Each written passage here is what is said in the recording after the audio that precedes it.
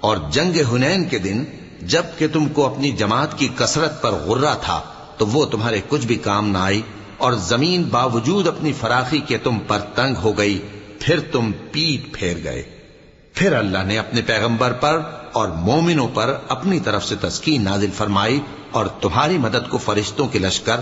جو تمہیں نظر نہیں آتے تھے آسمان سے اتارے، اور کافروں کو عذاب دیا، اور کفر کرنے والوں کی یہی سزا ہے۔ پھر اللہ اس کے بعد جس پر چاہے مہربانی سے توجہ فرمائے، اور اللہ بخشنے والا ہے، مہربان ہے۔ مومنوں، مشرک تو پلید ہیں، تو اس برس کے بعد وہ مسجد حرام یعنی خانہ کعبہ کے پاس نہ جانے پائیں، اور اگر تم کو مفلسی کا خوف ہو تو اللہ چاہے گا تو تم کو اپنے فضل سے غنی کر دے گا۔ بے شک اللہ سب کچھ جانتا ہے، حکمت والا ہے۔ جو لوگ اہل کتاب میں سے اللہ پر ایمان نہیں لاتے اور نہ روز آخر